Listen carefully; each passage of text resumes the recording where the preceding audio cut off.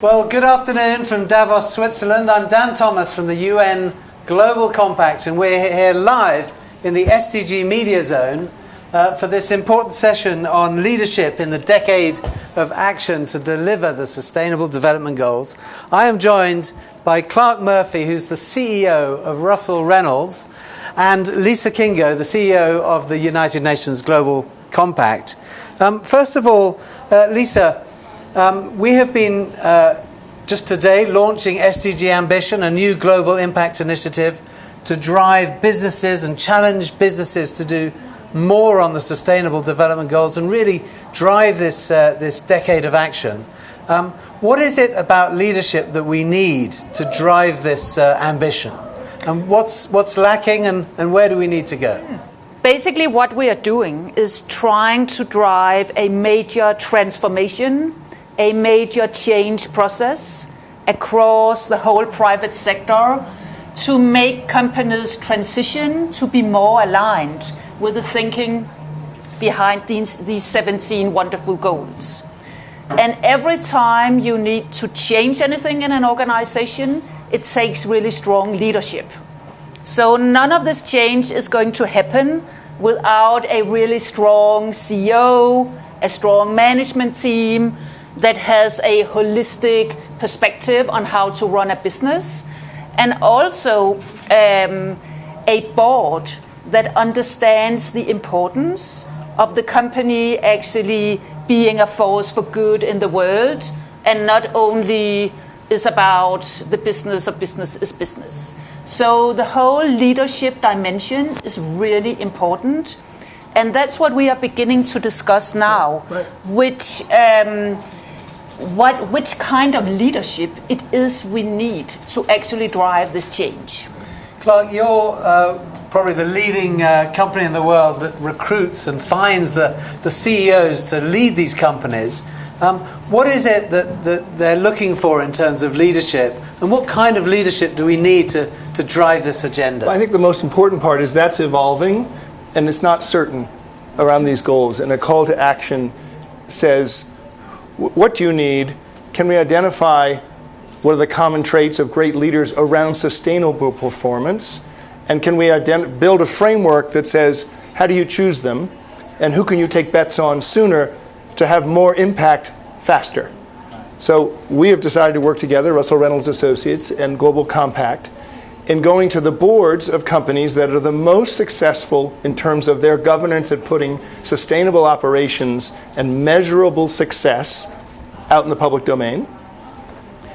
How did they do that? Why did they do it? And what was their interaction with management to accelerate that change? Number one. So we're speaking to board members all around the world together, members of Global Compact, clients of Russell Reynolds Associates, and then interviewing the chief executive officers to say, what did you look for? What surprises do you have? What competencies rise to the top? And then we can build a framework that says, let us help you pick more sustainable leaders sooner. And it may be dropping down a couple of levels to do that. Right. And so what's coming out of it early on? Decisiveness. High levels of decisiveness. Right. Number two, the listening skills to understand the world has changed, is changing, and the speed with which it's changing is incredibly rapid. So can you accelerate the decisions you're making and the operations you run to be a force for good around the sustainable leadership?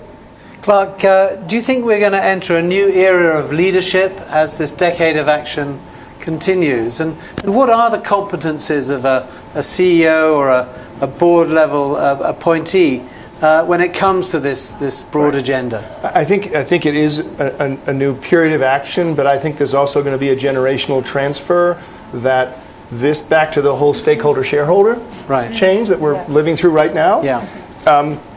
A shareholder oriented investor, board member or chief executive is not going to lead this. It's someone who's been a stakeholder. 7 or 8 years ago, we led our industry in identifying what we call digital DNA. Right. What does it take for an executive to go through a digital transformation? And of course, they didn't exist per se before. Right. And so we looked at what are the competencies that made some leaders more successful in digital DNA than in just operating. Yeah. This will be exactly the same in identifying the competencies of sustainable DNA that will make it happen faster. Right. It's same concept of framework. Yeah. And I think part of that is not only the intellectual horsepower to understand what's happening, but the consensus building to create followership about let's do this together as a company, let's do this together as a community, let's do this together as a board. So you have operating competencies, but also can you create the passion for others to follow? The difference versus 8 years ago in digital DNA is you now have employee bases saying, let's go. Right. We want to go now.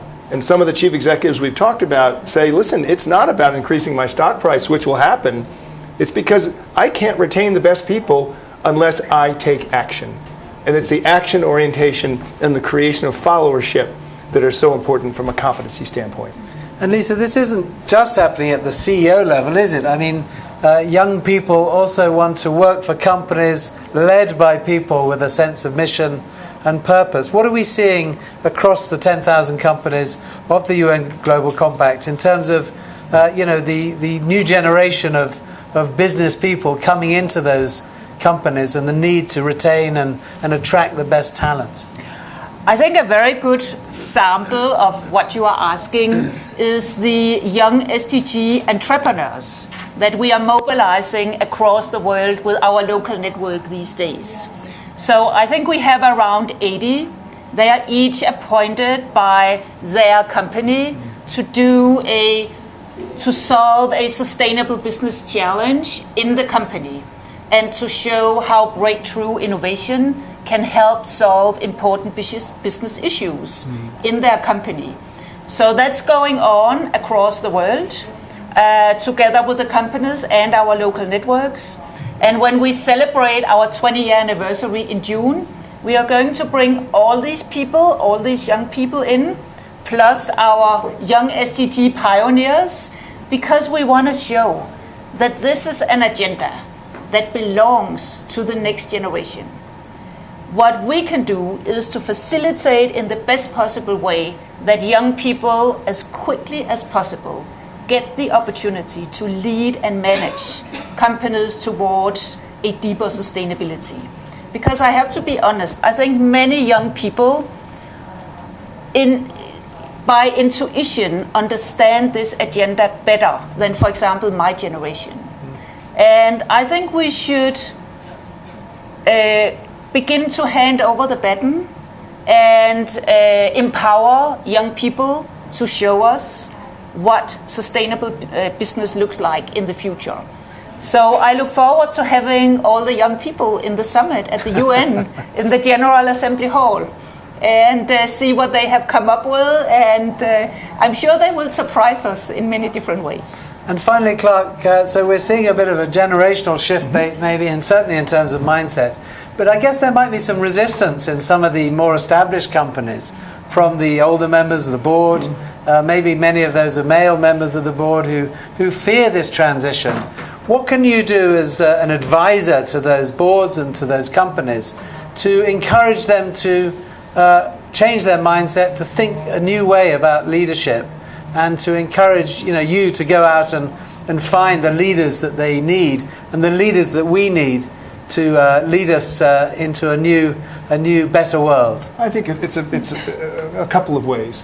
One is articulating the case studies of the companies they identify with who are already there. Right. So you look at Carlsberg Brewing, where you may or may not know it takes over 3.5 liters of water to make a pint of beer. They have one brewery where they're losing money that has already taken it to less than 2 liters that makes one. Okay? And they're saying, we will lead from the front. Visa, the payments company, says we're carbon neutral in our data centers around the world. We will lead from the front. So if we use the case studies to say, look what's happening in some pharmaceutical companies, uses of water, brewing, payments, heavy technology users, heavy energy users, I think people get more relaxed. And the question is, many of these companies have led very successful operations. It's time for them to lead in another way. And they'll relate to competition and leading and challenges as opposed to fear of the unknown, because that's what it is. How much will it cost us? What will we do? A board member of Microsoft said to me the other day, we've made this bet that we're taxing some of the units within Microsoft that are overusing energy or carbon. We'll have an internal tax, which costs the shareholders some money out of profits, but we're willing to make that bet to be a leader. That's business at its best. Great example. And finally, Lisa, I mean, the UN Global Compact, we partner with all kinds of companies. This is a great example of a partnership with a recruitment company, someone who's putting in place the CEOs that are going to lead this transition. How does the UN Global Compact bring in partners, and why is that so important to the achievement of these 17 Sustainable Development Goals? Goal number 17 is about partnerships. It's impossible to make all these amazing goals without partnering up with organizations that have other competences that can complement what any of us are doing. So I'm just so pleased today to be on stage with Clarke at Russell Reynolds. Our new partners. We are new partners. And I think we will, again at our 20th anniversary in June, come up with some of our first results and first ideas on how we see personal leadership for the STGs. Great. Well, thank you very much, Clarke Murphy from Russell Reynolds Associates and Lise Kingo from the UN Global Compact. Thank you for joining us.